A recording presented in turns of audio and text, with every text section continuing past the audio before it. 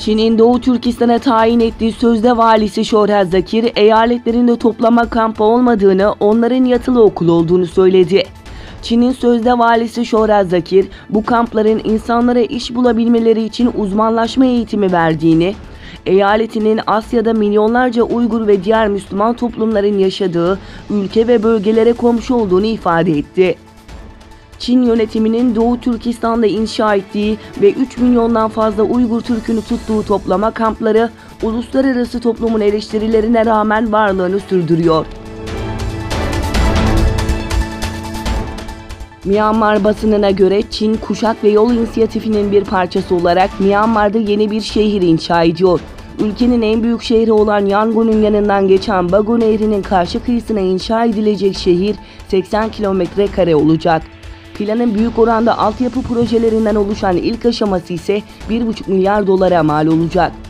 Ancak Myanmar basını Yangon yerel yönetimiyle plan için anlaşmaya varan Çin İletişim İnşaat Grubu'nun daha önce Filipinler, Bangladeş, Sri Lanka, Malezya, Kenya ve Tanzanya'daki projelerde usulsüzlük yapmakla suçlandığını da belirtiyor. Dünya Uygur Kurultayı Heyeti ve Doğu Türkistan asıllı Kazak aktivist Ömer Bekali, Doğu Türkistan meselesini görüşmek üzere Almanya Dışişleri Bakanlığı'nı ziyaret etti. Almanya hükümetinin insan hakları sorumlusu Doktor Berber ile görüşen heyet, Doğu Türkistan'da yaşananlar hakkında fikir alışverişinde bulundu.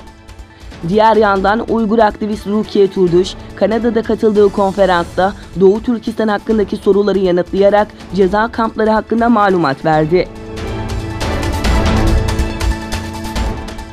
Çin, JF-17 savaş uçağının Blok 3 versiyonunu kısa sürede büyük bir satış başarısı yakalayan Amerika Birleşik Devletleri'nin F-16 uçağının en son sürümüyle eşleştirmek için çalışıyor. Çin'in Chengdu Aircraft Co. şirketi tarafından sağlanan teknolojiyle Pakistan'da üretilen JF-17'nin Blok 3 versiyonunun 2019 yılının sonunda seri üretime geçilmesi ve en geç 2021 yılında da hizmete alınması planlanıyor. Kubbetüs Sara'ya baskın düzenleyen İsrail polisi Mescid-i Aksa'nın imamlarına ve görevlilerine saldırarak Harem-i Şerif'in tüm kapılarını kapattı. Kudüs İslami Vakıflar İdaresi Sözcüsü Firas Dips basın mensuplarına yaptığı açıklamada İsrail polislerinin Mescid-i Aksa'nın içindeki Kubbetüs Sara'ya baskın düzenleyerek Harem-i Şerif'in imamlarına, görevlilerine ve ibadet için içeride bulunanlara saldırdığını belirtti.